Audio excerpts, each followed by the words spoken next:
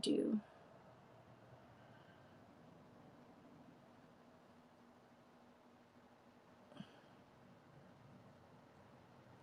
Start. I'm on it. I have my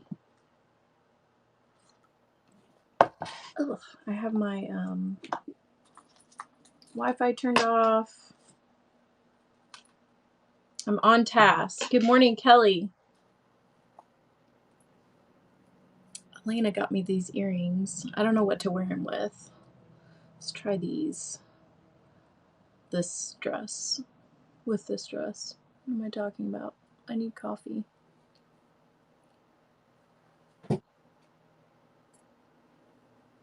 I don't know. I don't know if I like them with this. How about no earrings? I had crazy dreams. Andrew, this morning. Of course, I always have crazy dreams. Not always, but I dreamt I was... Go lay down. I dreamt I was like backpacking in a different country. And a bunch of stuff, whatever, not important. And then I bent over to pick something up or put something down or something. And I got rammed by a little baby ram. And there was like a flock of sheep in the road and they left. And I picked up this little baby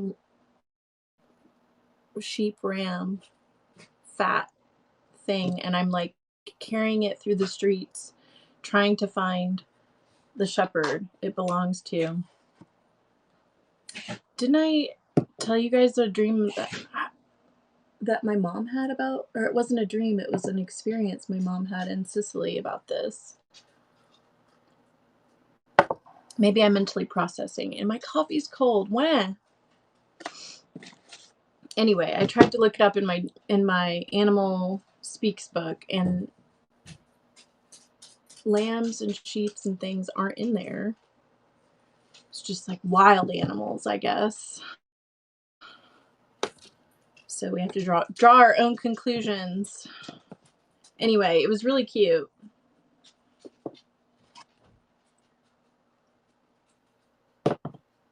Me always having animal dreams. Wow. Wow. I dreamed about a sheep. Wow. Oh my gosh. Sorry, I can't all be exciting.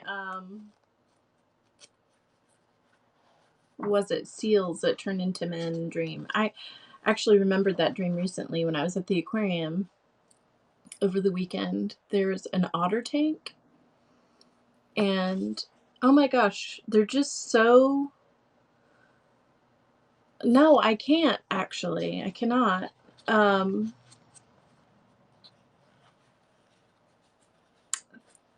I can't hear you. The otters are so playful. I mean, it was just so fun to watch them. That was, I don't know. I got to pet the what do you call them? Stingrays. They're not stingrays because I think they have to be big. Whatever the small, like, little manta rays are. Anyway, I got to touch them, which was weird, and they feel weird, like slimy, like you think they're gonna feel like they felt that way, like a fish. I don't know what I'm trying to say. Except there was one with like a spiky, yeah, it was weird. Yeah, it was just like that, Andrew. And there was one, hi Kimberly, we're talking about the aquarium that I went to. I clearly slept on one side of my head. There was one with like ridges down the back, like bony ridges. So that was weird. It was like slimy, but then you had these like, I don't know. I didn't like the texture. Like the slime was okay, but then the slime and the bony ridges together, oof. So that was an experience. And then, but I think my favorite part was either the jellyfish or the otters. I think the otters, hands down. I think I could just sit and watch the tank of otters all day. Although, it made me a little bit sad that they were captive.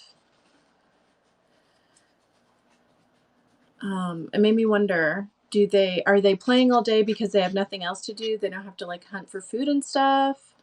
And so they have more free time to play, or would they be playing more together for free in the wild? I don't know. They seem just so carefree and fun loving. They're just wrestling with each other like puppies, really, like water puppies of some kind. And how they were swimming through the water. And so there was 2 levels, so you could see them in the tank, like where you're beneath the water, you could see them like swimming around and stuff. And then there was an upper level where you could go see them outside the tank, although they were in the water the whole time. But you could see them like how they swim through the water, and their little feet, webbed feet, they would like push off the aquarium wall, and you could really see it. It was so cute. Sorry, I will stop rambling about otters, but they're adorable. And I'm surprised I didn't oh my god. No, you know how like animals can act, how animals can act sometimes when they're in captivity, that you like know that they're not having a great time, like pacing around like this, wearing the same pads. That's why I can rarely go to the zoo and feel good about it, because I see like the lions or whatever, they'll like be circling the same like worn rutted out path in their enclosure, and it's sad. Anyway, let's read this book, which has nothing to do with otters and lions and zoos, I imagine. Oh, one question I have for you guys. What do you think of Marilla's headaches? Do you have any theories or hypotheses about what's going on with Marilla and her headaches? Is that worrying you? I forgot to ask you last time. Her headaches are increasing. What if something's really wrong? Seems like a dark cloud. I don't want to throw you off or throw you on path. Yeah, you thought brain tumor immediately? Yeah. I think I think that's an appropriate response and thought. That's the WebMD thought anyway. It's obviously a brain tumor. All right, chapter 29. Let's see how far we can read today. An epic in Anne's life. An epoch? Epic? How would you like me to say it? We don't talk fancy here, so I'm like Anne. I have to just sound out epoch. Sound it out in my head. Anne was bringing the cows home from the back pasture by way of Lover's Lane. It was a September evening, and all the gaps and clearings in the wood were brimmed up with ruby sunset light. Here and there, the lane... Don't you just love these pastoral snippets. I know I keep saying it, but they are really, like, one of the better parts of the book. Here and there the lane was splashed with it, but for the most part it was already quite shadowy beneath the maples, and the spaces under the firs were filled with a clear violet dusk like airy wine. The winds were out in their tops, and there was no sweeter music on earth than that which the wind makes in the fir trees at evening. The cows swung placidly down the lane, and Anne followed them dreamily, repeating aloud the battle canto from Marmion, which had also been part of their English course the preceding winter, and which Miss Stacy had made them learn off by heart, and exulting in its rushing lines and the clash of spears and its imagery. When she came to the lines, the stubborn spearsmen still made good their dark, impenetrable wood. She stopped in ecstasy to shut her eyes that she might the better fancy herself one of that heroic ring. When she opened them again, it was to behold Diana coming through the gate that led into the berry field, and looking so important that Anne instantly divined there was news to be told, but betrayed too eager curiosity she would not. Isn't this evening just like a purple dream, Diana? It makes me so glad to be alive. In the mornings, I always think the mornings are best, but when the evening comes, I think it's lovelier still. It's a very fine evening, said Diana. Oh, I have such news, Anne. Guess. You can have 3 guesses.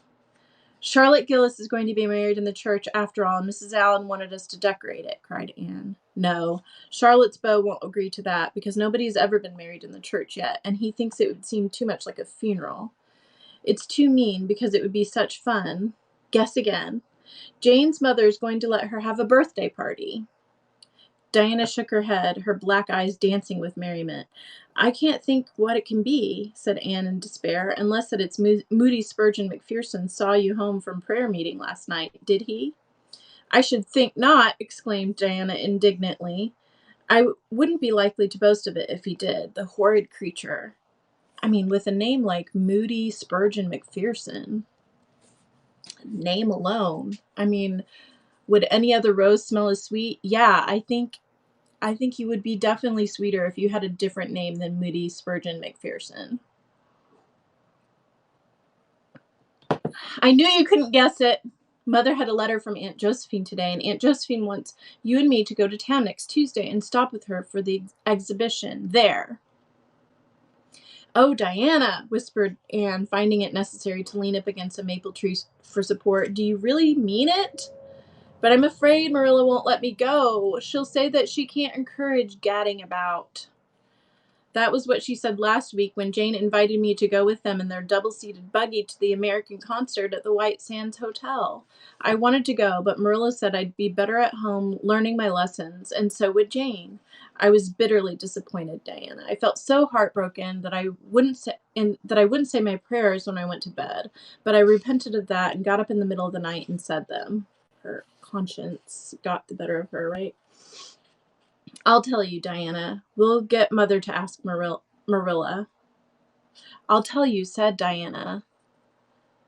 We'll get Mother to ask Marilla. She'll be more likely to let you go then, and if she does, we'll have the time of our lives. And I've never been to an exhibition. It's so aggravating to hear the other girls talk about their trips. Jane and Ruby have been twice, and they're going this year again. Isn't it just... This is the thing about kids, how they think they can just set you up, ambush you by asking other people.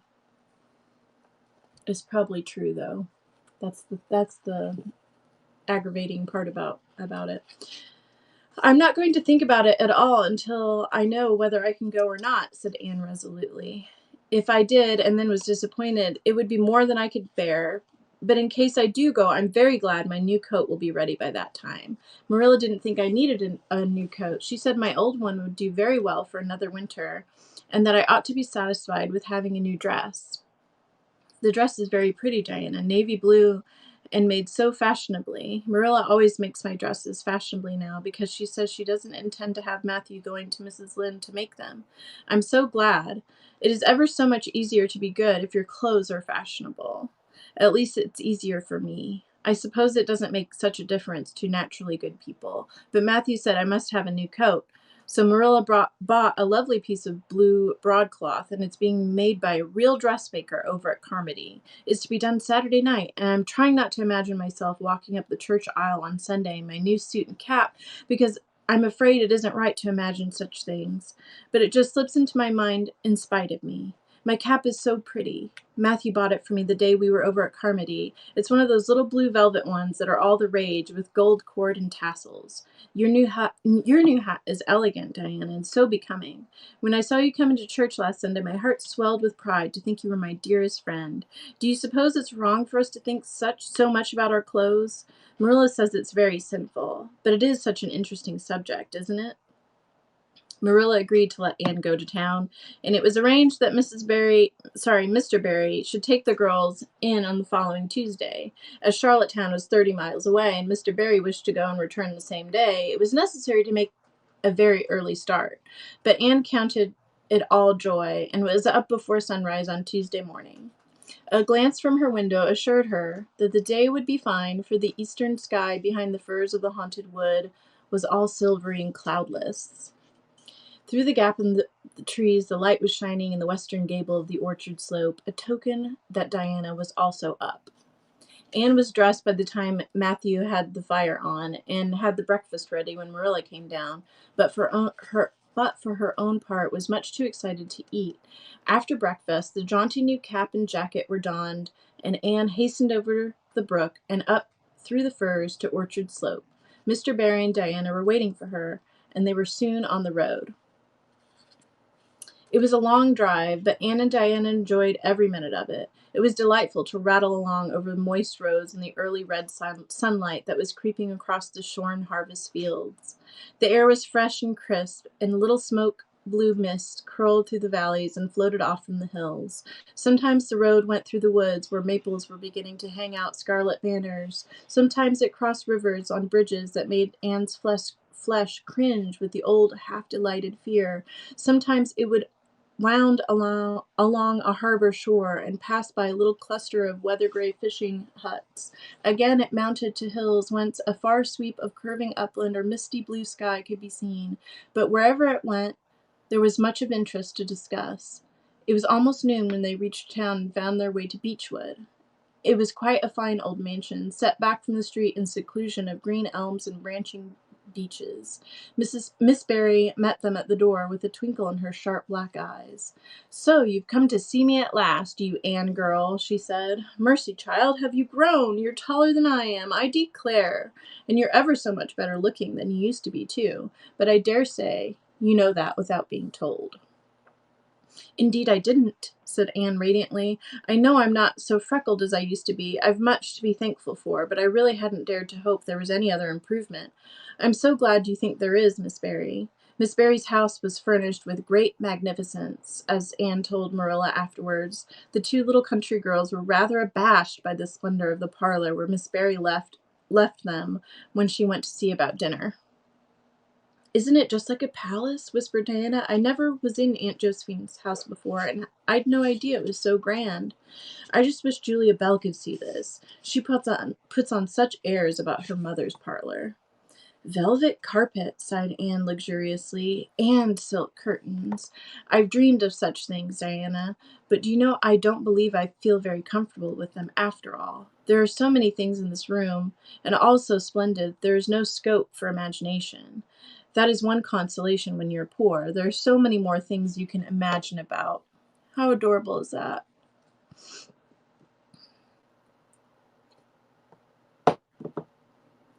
Their sojourn in town was something that Anne and Diana dated from for years.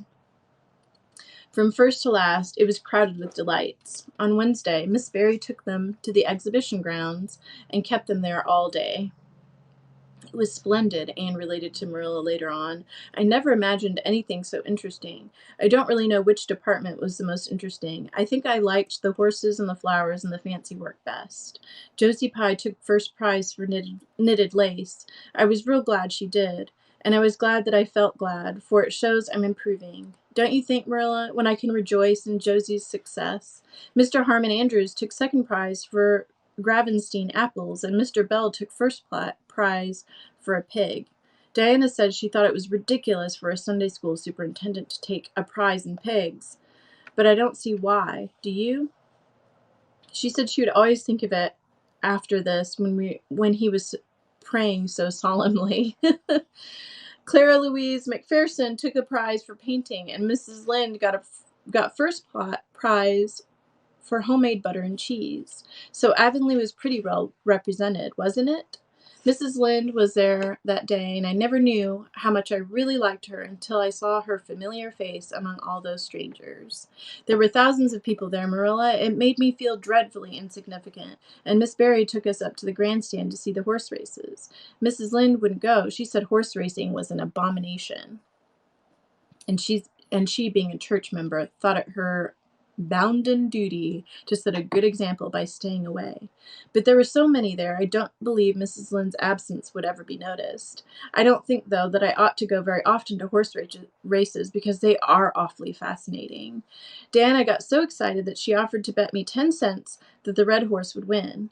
I didn't believe he would, but I refused to bet because I wanted to tell Mrs. Allen all about everything, and I felt sure it wouldn't do to tell her that. It's always wrong to do anything you can't tell the minister's wife. It's as good as an extra conscience to have a minister's wife for your friend, and I was very glad I didn't bet, because the red horse did win, and I would have lost 10 cents. So you see that virtue was its own reward. We saw a man go up in a balloon. I'd love to go up in a balloon, Marilla. It would be simply thrilling. And we saw a man selling fortunes. You paid him 10 cents and a little bird picked out your fortune for you. Oh, isn't that adorable? And who else wants to go up in a balloon, or have you? It's one of the things I want to do as well. Miss Barry gave Diana and me 10 cents each to have 4 fortunes told. Mine was that I would marry a dark-complected man who was very wealthy, and I would go cross water to live. I almost got to on vacation, but I didn't. And I was fine with it, because I told myself that, no, this isn't the right time, but it's going to happen. I looked carefully at all the dark men I saw after that, but I didn't care much for any of them. And anyhow, she's trying to find her husband already. But anyhow, I suppose it's too early to be looking out for him yet. Yeah, you think? It was a never to be forgotten day, Marilla. I was so tired I couldn't sleep at night. Miss Barry put us in the spare room, according to promise. It was an elegant room, Marilla, but somehow sleeping in a spare room isn't what I used to think it was. That's the worst of growing up, and I'm beginning to realize it. The things you wanted so much when you were a child doesn't seem half so wonderful to you when you get them. Thursday, the girls had a drive in the park, and in the evening, Miss Barry took them to a concert in the Academy of Music, where a noted prima donna was to sing. To Anne, the evening was a glittering vision of delight. Oh, Marilla, it was beyond description. I was so excited I couldn't even talk, so you may know what it was like. I just sat in enraptured silence. Madame Selitsky was perfectly beautiful and wore white satin and diamonds. When she began to sing, I never thought about anything else. Oh, I can't tell you how I felt, but it seemed to me that it could never be hard to be good anymore. I felt like I do when I look up to the stars. Tears came into my eyes, but oh, they were such happy tears. I was so sorry when it was all over, and I told Miss Barry I didn't see how I was ever going to return to common life again. She said she thought if it went over to the restaurant across... She said she thought if we went over to the restaurant across the street and had an ice cream, it might help me. That sounded so prosaic, but to my surprise, I found it true. The ice cream was delicious, Marilla, and it was so lovely, and anticipated to be sitting there eating it at 11 o'clock at night. Diana said she believed she was born for city life. Miss Barry asked me what my opinion was, but I said I would have to think it over very seriously before I could tell her what I really thought. So I thought it over after I went to bed. That is the best time to think things out. And I came to the conclusion, Marilla, that I wasn't born for city life, and that I was glad of it. It's nice to be eating ice cream at brilliant restaurants at 11 o'clock at night once in a while, but as a regular thing, I'd rather be in the East Gable at 11, sound asleep, but kind of knowing, even in my sleep, that the stars were shining outside, and that the wind was blowing in the firs across the brook. I told Miss Barry so at breakfast, and the next morning she laughed. Miss Barry generally laughed at anything I said, even when I said the most solemn things. I don't think I liked it, Marilla, because I wasn't trying to be funny, but she's a most hospitable lady and treated us royally. Friday brought going home time, and Mr. Barry drove in for the girls. Well, I hope you've enjoyed yourselves, said Miss Barry as she bade them goodbye. Indeed we have, said Diana. And you, Anne girl? I've enjoyed every minute of the time, said Anne, throwing her arms impulsively about the old woman's neck and kissing her wrinkled cheek. Diana would never have dared to do such a thing and felt rather aghast at Anne's freedom, but Miss Barry was pleased, and she stood on her veranda and watched the buggy out of sight. Then she went back into her big house with a sigh. It seemed very lonely, lacking those fresh young lives. Miss Barry was rather a selfish old lady, if the truth must be told, and never cared much for anybody but herself. She valued people only as they were of service to her or amuse her. Anne had amused her, and consequently stood high in the old lady's good graces. But Miss Barry found herself thinking less about Anne's quaint speeches than of her fresh enthusiasms, her transparent emotions, her little winning ways, and the sweetness of her eyes and lips.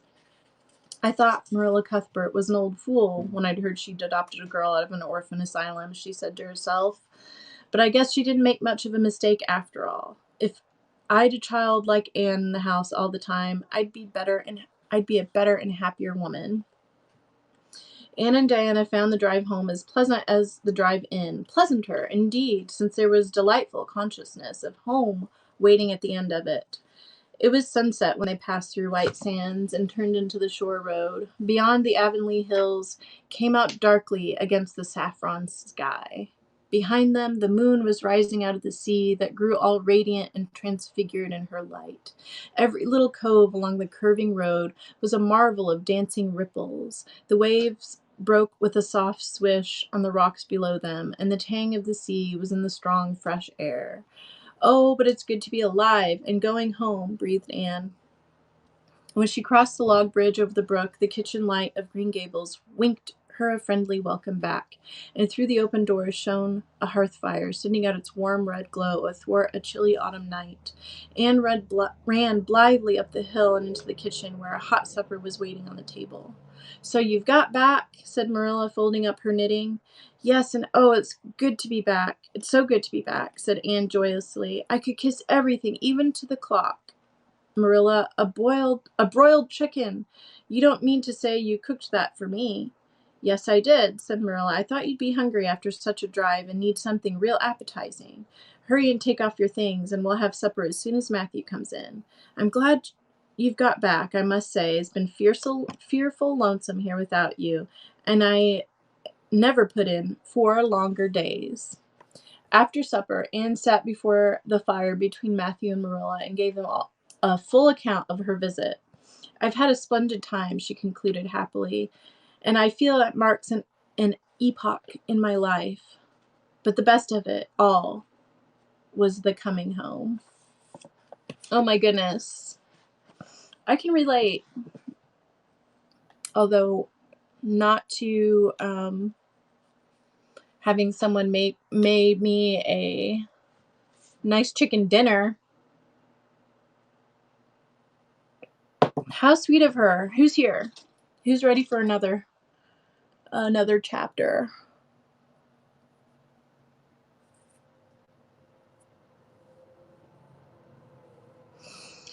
Chapter 30. The Queen's class is organized. Uh-oh. That sounds serious. We can do it.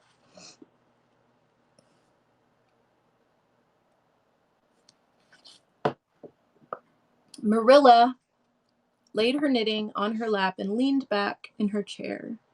Her eyes were tired, and she thought vaguely that she must see about her glasses changed the next time she went to town, for her eyes had grown tired very often of late. It was nearly dark, for the dull November twilight had fallen around Green Gables, and the only light in the kitchen came from the dancing red flames in the stove. Anne was curled up, Turk fashion, on the hearth rug, gazing into that joyous glow where the sunshine of 100 summers was being distilled from the maple cordwood. Isn't that beautiful? She had been reading, but her book had slipped to the floor, and now she was dreaming with a smile on her parted lips. Glittering castles in Spain were shaping themselves out of the mists and rainbows of her lively fancy. Adventures, wonderful and enthralling, were happening to her in Cloudland, adventures that always turned out triumphantly and never involved her in scrapes like those of actual life.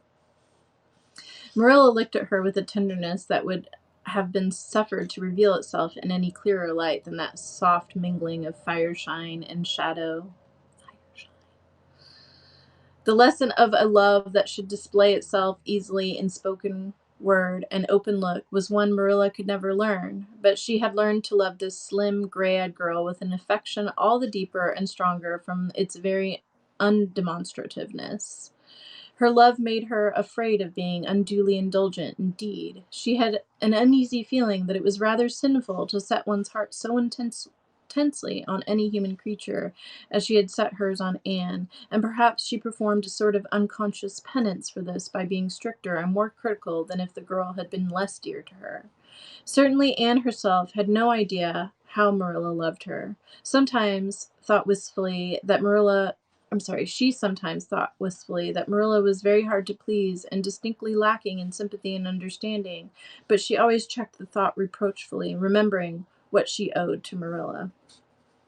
Anne, said Marilla abruptly, Miss Stacy was here this afternoon when you were out with Diana. Anne came back from her other world with a start and a sigh. Was she? Oh, I'm so sorry I wasn't in. Why didn't you call me, Marilla? Diana and I were only over in the haunted wood. It's lovely in the woods now. All the little wood things, the ferns and the satin leaves and the crackerberries have gone to sleep, just as if somebody had tucked them away until spring under a blanket of leaves. I think it was a little gray fairy with a rainbow scarf that came tiptoeing along the last moonlight night and did it. Diana wouldn't say much about that though. Diana has never forgotten the scolding her mother gave her about imagining ghosts into the haunted wood. It had a very bad effect on Diana's imagination. It blighted it. Mrs. Lynde said Myrtle Bell is a blighted being. I asked Ruby Gillis why Myrtle is blighted, and Ruby said she guessed it was because her young man had gone back on her. Ruby Gillis thinks of nothing but young men, and the older she gets, the worse she is. Young men are all very well in their place, but it doesn't do to drag them into everything, does it? Diana and I are thinking seriously of promising each other that we will never marry, but be nice old maids and live together forever. Diana hasn't quite made up her mind, though, because she thinks perhaps it would be nobler to marry some wild, dashing, wicked young man and reform him. Diane and I talk a great deal about serious subjects now, you know. We feel that we're so much older than we used to be that it isn't becoming to talk of such childish matters. It's such a solemn thing to be almost 14, Marilla.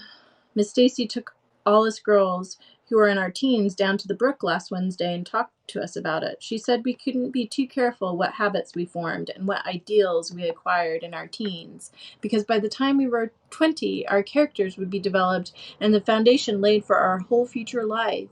And she said if the foundation was shaky, we could never build anything really worthwhile on it. Diana and I talked the matter over coming home from school. We felt extremely solemn, Marilla, and we decided that we would try to be careful indeed and form respectable habits and learn all we could and be as sensible as possible so that by the time we were 20, our characters would be properly developed. It's perfectly appalling to think of being 20, Marilla. It sounds so fearfully old and grown up. But why was Miss Stacy here this afternoon? That's what I want to tell you, Anne. If you'll ever give me a chance to get a word in edgewise, she was talking about you. About me? Anne looked rather scared. Then she flushed and exclaimed, "Oh, I know what she was saying. I meant to tell you, Marilla. Honestly, I did, but I forgot. Miss Stacy caught me reading Ben-Hur in school yesterday afternoon when I should have been studying my Canadian history." She she immediately thought that she was in trouble. Jane Andrews lent it to me. I was reading it at dinner hour, and I just got to the chariot race when the school went in. I was simply wild to know how it turned out, although I felt sure Ben-Hur must win because it wouldn't be poetical justice if he didn't. So I spread the history open on my desk lid and then tucked Ben-Hur between the desk and my knee. It looked just as if I were studying Canadian history, while all the while I was reveling in Ben-Hur. I was so interested in it that I never noticed Miss Stacy coming down the aisle until all at once I just looked up and there she was looking down at me so reproachful-like. I can't tell you how ashamed I felt, Marilla, especially when I heard Josie Pye giggling. Miss Stacy took Ben-Hur away, but she never said a word then. She kept me in at recess and talked to me. She said I had done very wrong in two respects. First, I was wasting the time I ought to have put on my studies, and secondly, I was deceiving my teacher and trying to make it appear I was reading a history when it was a short storybook instead. Oh my gosh, I lost my place. I had never realized until that moment, Marilla, that what I was doing was deceitful. I was shocked. I cried bitterly and asked Miss Stacy to forgive me, and I'd never do such a thing again. And I offered to do penance by never so much as looking at Ben-Hur for a whole week, not even to see how the chariot race turned out. But Miss Stacy said she wouldn't require that, and she forgave me freely. So I think it wasn't very kind of her to come up here to you about it after all. Miss Stacy never mentioned such a thing to me, Anne, and it's only your guilty conscience that's the matter with you. You have no business to be taking storybooks to school. You've read too many novels anyhow. When I was a girl, I wasn't so much as allowed to look at a novel. Oh, how can you call Ben-Hur a novel when it's really such a religious book? Protested Anne. Of course, it's a little too exciting to be proper reading for Sunday, and I only read it on weekdays. And I never read any book now, unless either Miss Stacy or Miss Allen thinks it's a proper book for a girl 13 3/4 to read. Miss Stacy made me promise that. She found me reading a book one day called The Lurid Mystery of the Haunted Hall. It was one Ruby Gillis had lent me, and oh, Marilla, it was so fascinating and creepy. It just curdled the blood in my veins. But Miss Stacy said it was a very silly, unwholesome book, and she asked me not to read any more of it or any like it. I didn't mind promising not to read any more like it, but it was agonizing to give back that book without knowing how it turned out. But my love for Miss Stacy stood the test, and I did. It's really wonderful, Marilla, what you can do when you're truly anxious to please a certain person. Yeah, Marilla.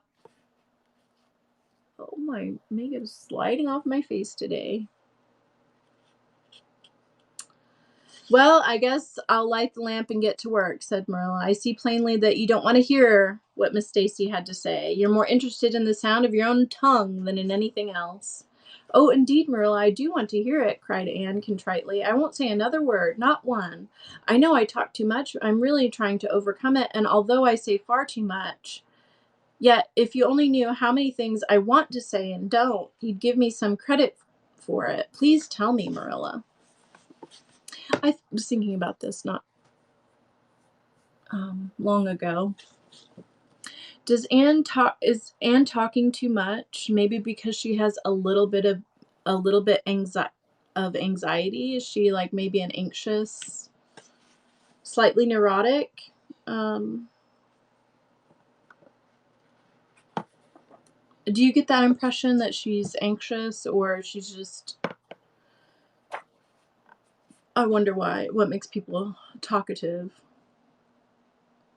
Well, Miss Stacy wants to organize a class among her advanced students who mean to study for the entrance examination into Queen's. She intends to give them extra lessons for an hour after school, and she came to ask Matthew and me if we would like to have you join it. What do you think about it yourself, Anne? Would you like to go to Queen's and pass for a teacher? Oh, Marilla! Anne straightened to her knees and clasped her hands. It's been the dream of my life, that is, for the last 6 months, ever since Ruby. Yes, I think I think there's talking because you're anxious, and there's talking, there's other kinds of talking, and I think sometimes, like, when she's explaining herself, um, about reading a storybook in school, like, maybe perhaps those are the anxious times she's talking. 'Cause I think she probably talks a lot when she's with Diana too, but they're not it's not, she's relaxed, right? Um, it's been the dream of my life, that is, for the last 6 months, ever since Ruby and Jane began to talk of studying for the entrance. But I didn't say anything about it because I supposed it would be perfectly useless. I'd love to be a teacher. But won't it be dreadfully expensive? Mr. Andrews says it cost him $150 to put Prissy through, and Prissy wasn't a dunce in geometry. I guess you needn't worry about that part of it. When Matthew and I took you to bring up, we resolved we would do the best we could for you and give you a good education. I believe in a girl being fitted to earn her own living, whether she has to or not. You'll always have a home at Green Gables as long as Matthew and I are here, but nobody knows what's going to happen in this uncertain world, and it's just as well to be prepared. So you can join the Queen's class if you like, Anne. Oh, Marilla, thank you. Anne flung her arms about Marilla's waist and looked up earnestly into her face. I'm extremely grateful to you and Matthew, and I'll study as hard as I can and do my very best to be a credit to you. I warn you not to expect much in geometry, but I think I can hold my own in anything else if I work hard. Yes, I think that Marilla does do a credit to Anne by encouraging her to work hard. So I think that if you feel like you work hard, because really you can just you can work hard. Sorry, maybe I'm just giving myself a pep talk right now. Need it. You can outwork people, even if you're not the smartest, right? You can outwork them. I dare say you'll get along well enough. Miss Stacy says you're bright and diligent. Not for worlds would Marilla have told Anne just what Miss Stacy had said about her. That would have been to pamper vanity. You needn't rush to any extreme of killing yourself over your books. There is no hurry. You won't be ready to try the entrance for 1.5 years yet, but it's well to begin in time and be thoroughly grounded, Miss Stacy says. I shall take more interest than ever in my studies now, said Anne blissfully, because I have a purpose in life. Mr. Allen says everybody should have a purpose in life and pursue it faithfully. Only he says we must first make sure that it is a worthy purpose. I would call it a worthy purpose to want to be a teacher like Miss Stacy, wouldn't you, Marilla? I think it's a very noble profession.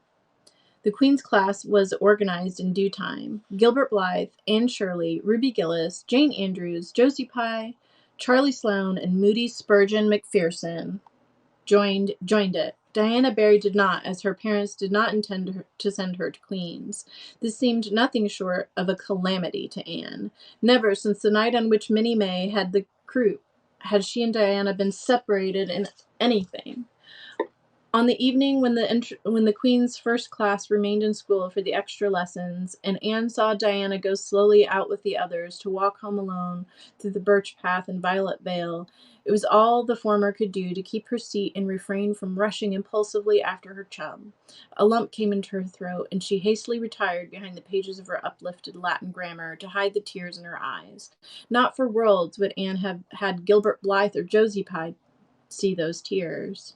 But oh, Marilla, I really felt I had tasted the bitterness of death, as Mr. Allen said in his sermon last Sunday, when I saw Diana go out alone. She said mournfully that night, I thought how splendid it would have been if Diana had only been going to study for the entrance, too.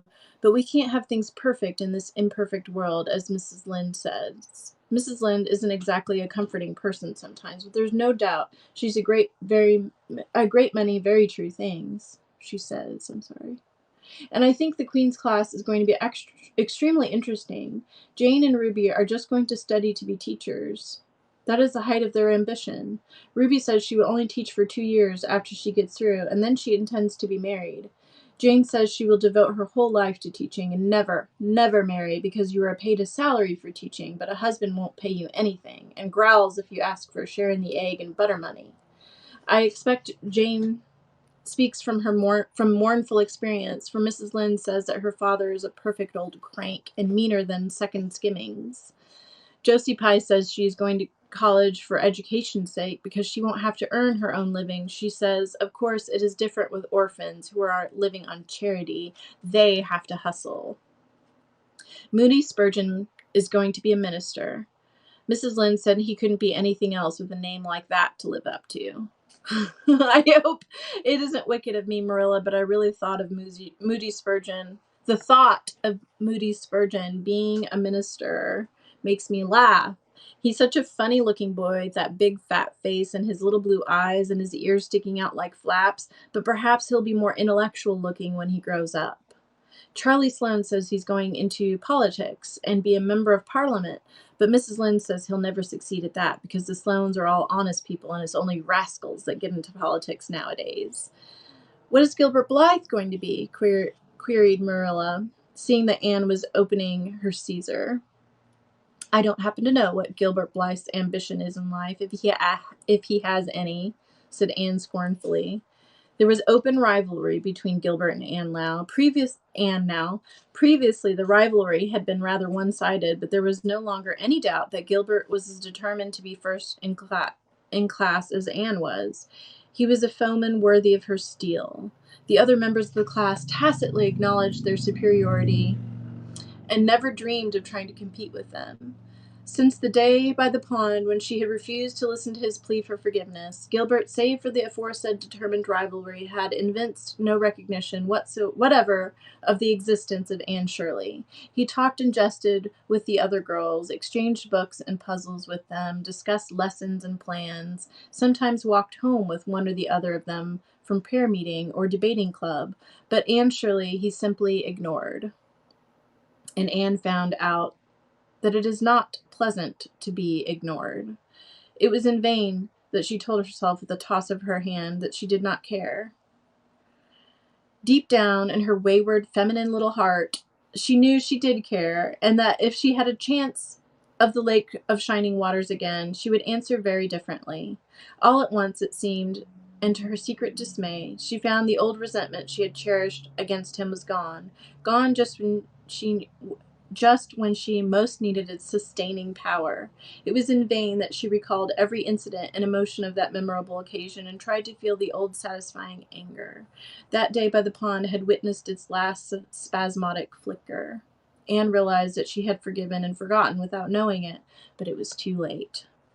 At least neither Gilbert nor anybody else, not even Diana, should ever suspect how sorry she was and how much she wished she hadn't been so proud and horrid.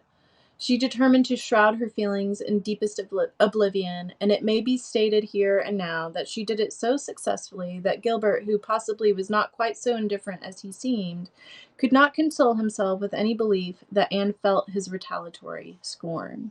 The only poor comfort he had was that she snubbed Charlie Sloane unmercifully, continually, and undeservedly. Otherwise, the winter passed away in a round of pleasant duties and studies. For Anne, the days slipped by like golden beads on the neck. Oh, I love this part. For Anne, the days slipped by like golden beads on the necklace of the year. She was happy, eager, interested. Don't you just love that sentence and that metaphor or simile, I guess? She was happy, eager, interested. There were lessons to be learned and honors to be won, delightful books to read, new pieces to be practiced for the Sunday school choir, pleasant Saturday afternoons at the manse with Mrs. Allen, and then almost before Anne realized it, spring had come again to Green Gables, and all the world was abloom once more. Studies palled just a wee bit then, the Queen's class left behind in school, while the others scattered to green lanes and leafy woodcuts and meadow byways, looked wistfully out the windows and discovered that Latin verbs and French exercises had somehow lost the tang and zest they had possessed in the crisp winter months. Even Anne and Gilbert lagged and grew indifferent. Teacher and taught were alike glad when the term was ended and the glad vacation days stretched rosily before them. "But you've done good work this past year," Miss Stacy told them on the last evening, "and you deserve a good, jolly vacation. Have the best time you can in the out-of-door world, and lay in a good stock of health and vitality and ambition to carry you through next year. It will be the tug of war, you know, the last year before the entrance." "Are you going to be back next year, Miss Stacy?" asked Josie Pye. Josie Pye never scrupled to ask questions. In this instance, the rest of the class felt grateful to her. None of them would have dared to ask it of Miss Stacy, but all wanted to, for there had been alarming rumors running at large through the school for some time that Miss Stacy was not coming back the next year, that she'd been offered a position in the graded school of her own home district and meant to accept. The Queen's class listened in breathless suspense for her answer. "Yes, I think I will," said Miss Stacy. "I thought of taking another school, but I've decided to come back to Avonlea. To tell the truth, I've grown so interested in my pupils here that I found I couldn't leave them, so I'll stay and see you through." "Hurrah! Hurrah!" said Moody Spurgeon. Moody Spurgeon had never been so carried away by his feelings before, and he blushed uncomfortably every time he thought about it for a week. "Oh, I'm so glad," said Anne with shining eyes. "Dear Miss Stacy, it would be perfectly dreadful if you didn't come back. I don't believe I could have the heart to go on with my studies if another teacher came here."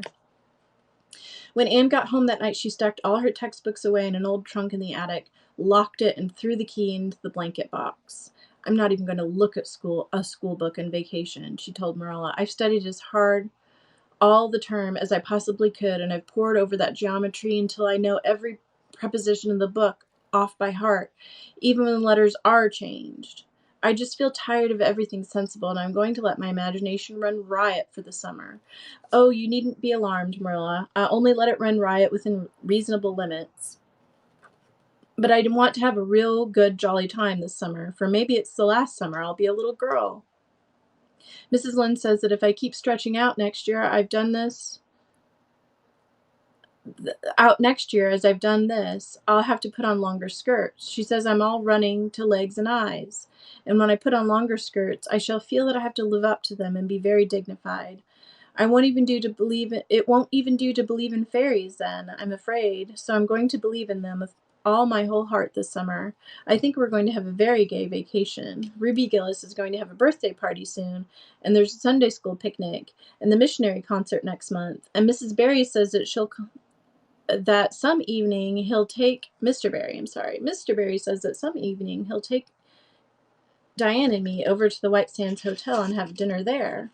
They have dinner there in the evening, you know. Jane Andrews was over once last summer, and she said it was a dazzling sight to see the electric lights and the flowers and all the lady guests in such beautiful dresses. Jane says it was her first glimpse into high life, and she'll never forget it to her dying day. Mrs. Lynde came up the next afternoon to find out why Marilla had not been at the aid meeting on Thursday. When Marilla was not at aid meeting, people knew there was something wrong at Green Gables. "Matthew had a bad spell with his heart on Thursday," Marilla explained, "and I didn't feel like leaving him. Oh, yes, he's all right again now, but he takes them spells oftener than he used to, and I'm anxious about him. Oh, welcome back.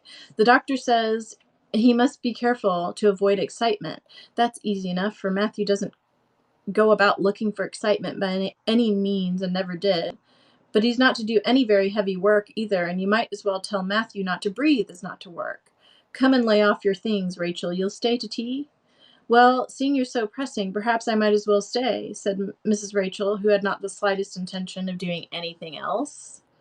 Mrs. Rachel and Marilla sat comfortably in the parlor, while Anne got the tea and made hot biscuits that were light and white enough to defy even Mrs. Rachel's criticism. "I must say Anne has turned out a real smart girl," admitted Mrs. Rachel as Marilla accompanied her to the end of the lane at sunset. "She must be a great help to you." She is, said Merlin. She's real steady and reliable now. I used to be afraid she'd never get over her feather-brained ways, but she has, and I wouldn't be afraid to trust her in anything now. I never would have thought she'd have turned out so well that first day I was here 3 years ago, said Mrs. Rachel. Lawful heart, shall I ever forget that tantrum of hers? When I went home that night, I says to Thomas, says I, mark my words, Thomas, Marilla Cuthbert'll live to rue the step she's took. But I was mistaken, and I'm real glad of it. I ain't one of those kind of people, Marilla, as can never be brought up to own that they've made a mistake. No, that never was my way, thank goodness. I did make a mistake in judging Anne, but it weren't for wonder. For an odder, unexpecteder witch of a child there never was in this world, that's what. There was no ciphering her out by the rules that worked with other children. It's nothing short of wonderful how she's improved these 3 years, but especially in looks. She's a real pretty girl. Got to be, though. I can't say I'm overly partial to that pale, big-eyed style myself. I like more snap and color like Diana Barry has or Ruby Gillis. Ruby Gillis's looks are real showy, but somehow, I don't know how it is, but when Anne and them are together, though she ain't half as handsome, she makes them look like kind of common and overdone, something like them white June lilies she calls narcissus alongside of the big red peonies. That's what. That's chapter 30. I think there are only... Oh, there's only 38 chapters left. My goodness. We're doing so well. And Anne is coming up nicely. She's growing up. She's becoming a lady. She'll be a woman soon. All right, guys. I'll see you tomorrow.